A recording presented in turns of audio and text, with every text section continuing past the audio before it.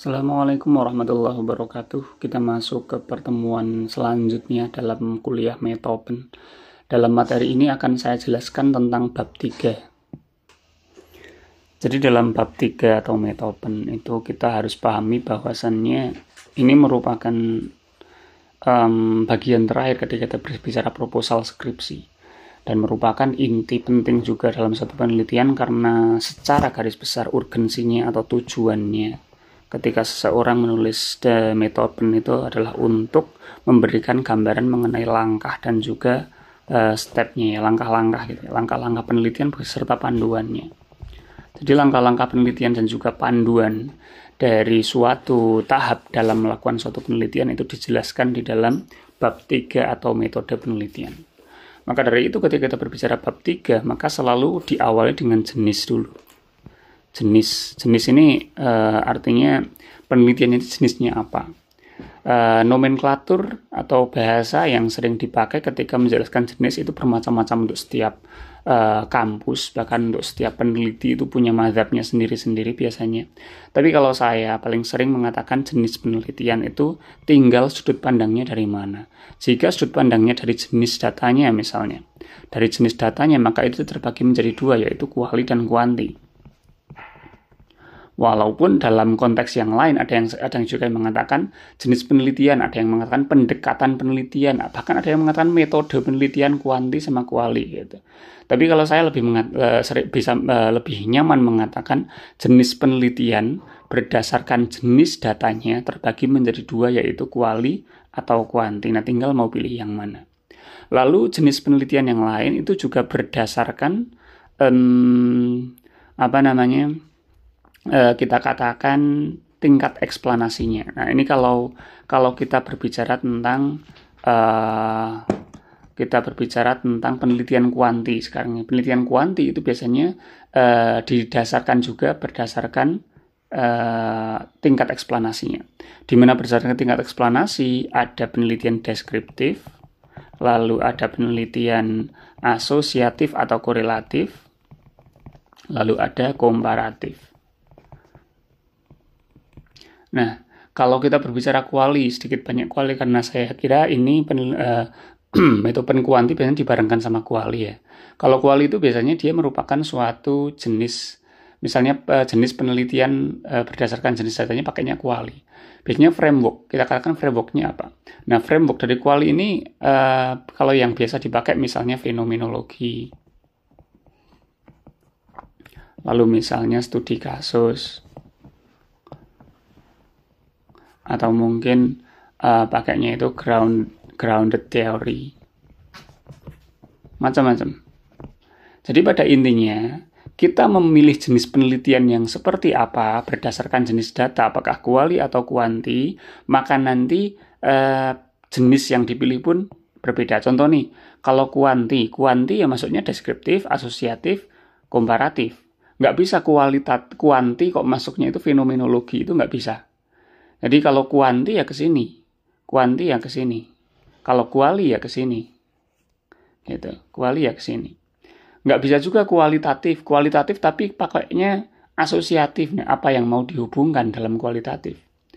Yang namanya menghubungkan itu biasanya bersifat kuanti menggunakan statistik dan seterusnya. Nah, itu namanya jenis penelitian. Lalu selain membahas tentang jenis penelitian, kalau kita berbicara tentang panduan atau bab 3 Metopen, ada juga yang namanya sampling. Ini khusus di dalam khusus di dalam kuanti ya, karena ini Metopen kuanti. Dalam sampling setidaknya ada dua hal yang harus dibahas. Yang pertama adalah tentang sample size. Sample size itu ukuran dari sampelnya. Kita katakan biasanya jumlah sampelnya. Jadi kalau N itu adalah populasi, N besar ya, maka N kecil itu adalah sampel. Ada yang biasanya pakai N kecil, ada juga yang pakai S. Ya. Ada yang pakai S. Nah, lalu selain sample size, ada juga yang namanya teknik samplingnya. Di mana teknik sampling secara garis besar terbagi menjadi dua, yaitu probabilistic sampling, probabilistic, sama non-probabilistic. probabilistik sama non-probabilistik. Secara garis besar yang namanya probabilistik itu merupakan jenis sampling yang mana dia memang berkaitan dengan teori peluang. Artinya dalam teori probabilistik sampling itu dia menekankan pada inferensial. Inferensial itu artinya dari sampel dapat digeneralisasi menjadi populasi, itulah inferensial. Dari sampel digeneralisasi ke populasi, ke N besar. Tapi kalau non-probabilistik itu biasanya bersifat tidak reliable, tidak terpercaya, ya. Terpercaya dalam hal apa? Dalam hal sampel digeneralisasi ke populasi. Maksudnya apa? Misalnya nih, kita mempunyai 1000 populasi, N-nya 1000. Lalu diambil sampelnya sejumlah 100. Ini sampel, N kecil atau sampel. Nah, sekarang dari 100 ini diteliti, ternyata hasilnya terdapat pengaruh signifikan variabel X, variabel Y dari 100 sampel ini. Kalau 100 sampel ini dilakukan dengan non-probabilistik, maka hasil di sampel itu kurang dapat digeneralisasi untuk 1000 populasi. Tapi kalau pakainya probabilistic sampling, 100 ini dapat digeneralisasi untuk populasi. Itu namanya inferensial. Maka dari ini teknik sampling ini sangat penting, karena itu menentukan apakah suatu teori statistik, suatu hasil temuan, suatu kesimpulan dalam analisa data di sampel, apakah dapat digeneralisasi untuk populasi atau tidak. Oke, itu ya. Teknik sampling ada 2. Maka dari itu yang paling disarankan tentu saja probabilistic sampling. Nah, sekarang kalau kita berbicara probabilistic sampling itu yang gimana toh? Saya tidak akan menjelaskan lebih banyak. Saya langsung ke to the point-nya saja. Probabilistic sampling itu biasanya suatu teknik sampel, jadi probabilistik, itu biasanya bersifat random. Itu aja wes. Kalau non-probabilistik, biasanya itu dilakukan dengan sesuai keinginan peneliti. Tuh, macamnya Anda nanti bisa searching sendiri, probabilistik jenisnya apa saja, non-probabilistik jenisnya apa saja. Adapun random yang paling sering dipakai itu biasanya disebut sebagai simple random sampling. Artinya apa? Ketika seseorang mengambil sampel, dia mengambil sampel dengan cara random. Random itu apa? Acak. Simple random sampling, ya, simple random sampling itu adalah cara untuk mengambil sampel secara acak, secara random dengan cara yang sederhana. Sederhana artinya apa? Ya udah acak aja, nggak ada ketentuannya, nggak ada aturannya. Yang penting acak. Yang penting nggak pilih-pilih gitu. Kalau non-probabilistic sampling itu sesuai keinginan peneliti. Salah satu yang paling sering dipakai adalah purposive sampling. Namanya juga purposive ya. Purposive itu kan punya tujuan gitu. Jadi kayak purposive itu ada maksud di situ. Ada maksud itu berarti gimana? Ya berarti dia sesuai keinginan peneliti. Berarti nggak random gitu. Nggak asal comot gitu. Tapi ada subjektivitas gitu. Nah, kita katakan ya kata kuncinya. Ada subjektivitas. Ada subjektivitas dari peneliti. Maka dari itu kita katakan kalau kita berbicara probabilistik sama non-probabilistik, mending mana? Ya kalau kita berbicara pengen mengeneralisasi dari sampel ke populasi, tentu saja pakainya probabilistik. Probabilistik itu apa? Yang random. Random itu apa? Ya kita katakan kalau dalam konteks ini berarti objektif. Objektif secara acak, nggak ada keinginan pribadi, nggak ada subjektivitas peneliti. Itulah tentang jenis samplingnya ya. Terus selain tentang sampling, ada juga tentang analisa datanya. Jadi analisanya sekarang. Setelah kita mengetahui jenis penelitian apa, teknik analisanya apa. Contoh nih misalnya kalau dalam kuali ya, misalnya penelitian kuali pakainya studi kasus. Lalu analisa datanya pakai versinya Mills Huberman. Nah, ini yang paling sering dipakai dalam penelitian kuali. Mill Superman ini sudah menjadi analisa 1.001 juta umat ini ya. Kalau kuanti gimana? Kuanti misalnya pakainya asosiatif. Teknik analisa datanya apa? Analisa regresi misalnya. Itu kalau asosiatif misalnya. Terus misalnya yang lain. Kalau misalnya kuanti pakainya adalah komparasi. Komparasi analisa datanya pakai uji T independen misalnya. Artinya analisa data adalah teknik analisa yang dipakai dalam konteks penelitian kuantitatif tertentu. Dalam konteks ini terbagi menjadi dua yang besar ya. Kalau kuanti itu bisa asosiatif, jenis analisanya bisa analisa regresi, bisa juga Pearson product moment. Kalau komparasi itu bisa uji T independen, bisa uji T dependent, bisa juga nanti uji Mann-Whitney, disesuaikan dengan konsep dari penelitiannya nanti seperti apa. Ini semua sudah dibahas waktu statistik ya. Jadi itu tentang jenis analisanya ya, jenis analisa masuk ke ranah itu. Yang selanjutnya kita berbicara tentang uji prasyarat. Nah, ini hanya ada di kuanti ya. Karena yang punya uji prasyarat hanya kuanti. Kuanti tentang uji prasyarat. Uji prasyarat ini sebetulnya nomenklaturnya macam-macam ya. Ada yang bilang uji prasyarat, ada yang asumsi klasik gitu. Atau bahkan ada yang mengatakan asumsi parametrik. Nah, ini macam-macam. Kalau misalnya kita berbicara regresi, analisanya pakai apa? Analisanya pakai regresi linier. Regresi linier itu punya asumsi, punya uji prasyarat. Ya, prasyaratnya apa? Prasyarat dari regresi linier itu adalah normalitas. Ini yang sederhana ya. Yang regresi linier sederhana. Normalitas, lalu linearitas, lalu ada lagi homoskedastisitas.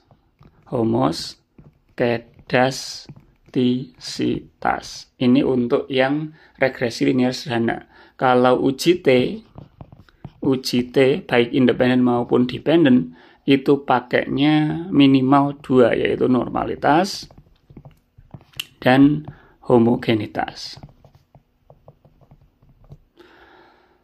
Dengan semua perdebatannya ya, karena bagaimanapun penggunaan prasyarat ini adalah berdasarkan kriteria statistik.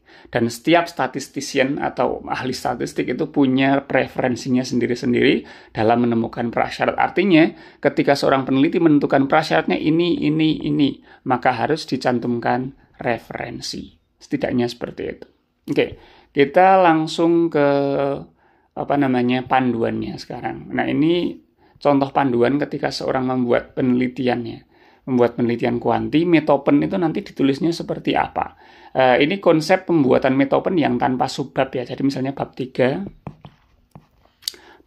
dibuat tanpa menggunakan subbab. Artinya hanya dibuat dalam bentuk paragraf. Nah, silakan bagi mahasiswa untuk membuat ini, ya, membuat metopen untuk sebagai tugas seperti ini, tanpa dibuat subbab-subbab, nggak perlu dibuat subbab, analisa data, prasyarat, normalitas, gitu nggak perlu. Jadi langsung dibuat paragraf saja. Tadi yang pertama, jadi ketika menjelaskan tentang metopen, jelaskan dulu jenis datanya. Paragraf 1, paragraf 2 ini menjelaskan jenis penelitiannya. Jenis penelitian paragraf yang pertama, berdasarkan jenis datanya, penelitian ini adalah penelitian kuantitatif. Gitu ya. Lalu dijelaskan penelitian kuantitatif itu definisinya apa. Dan jangan lupa ketika mendefinisikan suatu teori statistik dalam hal ini, penelitian kuanti didefinisikan, maka cantumkanlah referensinya. Lalu kalau bisa mendefinisikan penelitian kuanti itu 2 kali. Penelitian kuantitatif itu seperti apa, bla bla bla bla, definisikan, kasih teori yang kedua, cantumkan juga referensinya. Kenapa 2 kali? Karena biasanya itu membuat insight lebih luas kalau kita berbicara tentang penelitian kuanti. Lalu yang kedua membahas tentang tadi jenis penelitian berdasarkan tingkat eksplanasinya. Ditulis aja, adapun berdasarkan tingkat eksplanasinya, penelitian ini merupakan penelitian asosiatif. Kalau asosiatif, kalau Anda komparatif, tulis aja komparatif. Kalau deskriptif, tulis aja deskriptif. Sesuai dengan penelitian Anda. Penelitian asosiatif atau korelatif adalah definisikan, cantumkan referensi. Penelitian korelasi ya, itu apa? Cantumkan referensi. Sama dengan paragraf pertama, paragraf kedua buat juga mendefinisikannya 2 kali. Biar lebih luas pemahamannya. Paragraf yang ketiga membahas mengenai jenis data, jenis analisa datanya, di mana analisa data ini nanti juga didefinisikan. Jenis data yang dipakai dalam penelitian ini adalah analisa regresi. Kalau regresi, kalau komparasi misalnya uji T, independen atau dependent, dan seterusnya. Analisa regresi linear adalah definisikan, cantumkan referensinya. Cara mencari referensinya gimana? Kemarin sudah saya ajari, mau pakai Google Scholar silahkan, mau pakai Elicit juga boleh, mau pakai Publish of Paris juga silahkan. Dalam uji regresi linear sederhana terdapat uji prasyarat. Ini prasyarat yang tadi kita bahas ya. Yang harus dilakukan yaitu uji prasyarat yang pertama adalah uji normalitas. Nah ini, beda dalam konteks ini tidak perlu didefinisikan. Uji normalitas itu apa? Nggak perlu didefinisikan. Uji linearitas itu apa? Nggak perlu didefinisikan. Uji homoskedastisitas nggak perlu didefinisikan. Walaupun kalau Anda nanti bikin skripsi, biasanya juga harus didefinisikan. Tapi dalam tugas ini saya tidak menuntut itu. Yang penting Anda cari referensi yang menyatakan bahwasannya uji normalitas itu menjadi syarat dari uji regresi. Itu aja. Cari referensi yang menyatakan bahwa uji normalitas merupakan prasyarat dari uji regresi linear. Dalam konteks ini ya, berarti kalau dalam konteks yang lain ya silahkan. Misalnya, uji normalitas menjadi prasyarat dari uji T, ya berarti cari yang itu. Karena ini analisanya adalah uji regresi linear, berarti cari referensi yang menyatakan uji normalitas merupakan prasyarat uji regresi linear. Cantumkan referensinya, nggak perlu didefinisikan uji normalitasnya. Lalu uji yang kedua adalah uji linearitas, berarti cari referensi yang menyatakan bahwa uji linearitas merupakan prasyarat regresi linear. Dan yang ketiga, cari referensi bahwasannya uji homoskedastisitas adalah uji prasyarat regresi linear. Kalau komparasi gimana, Pak? Kalau komparasi ya berarti cari yang menyatakan bahwa uji normalitas dan uji homogenitas merupakan prasyarat dari uji T independen atau uji T dependent. Sesuaikan dengan konsep atau desain penelitian masing-masing. Oke, terus yang paragraf yang selanjutnya ini membahas tentang sampling ya. Ini di sini dikatakan sample size atau penentuan jumlah, hipotesa dulu ya. Hipotesa penelitian ini adalah tentang bagaimana orang itu ini merupakan pembeda juga ya, pembeda dalam penelitian kuali sama kuanti. Kuanti sama kuali itu salah satu perbedaannya adalah kalau kuanti itu membuktikan suatu teori. Dia membuktikan hipotesa dalam suatu subjek tertentu, dalam suatu populasi tertentu. Maka H0, H1 ini kebalik ya. Ini harusnya H0 itu yang atas, ini H1, ini H0. Dalam suatu konteks statistik, hipotesa itu harus ditentukan di awal. Seperti apa bentuk dari hipotesanya. Dalam hal ini, ditentukan H0-nya apa, hipotesa nihilnya apa, tidak terdapat pengaruh signifikan antara variabel X dan terhadap variabel Y. Tinggal ditulis nanti ya variabel X-nya itu apa, misalnya ini adalah penggunaan game online. Y-nya adalah perilaku remaja, itu saja. Tidak terdapat pengaruh signifikan antara variabel penggunaan atau variabelnya antara penggunaan game online terhadap perilaku remaja. H1-nya apa? Terdapat perbedaan pengaruh signifikan bla bla bla bla seperti itu. Kalau komparasi gimana? Kalau komparasi hanya tinggal mengganti pengaruh dengan perbedaan.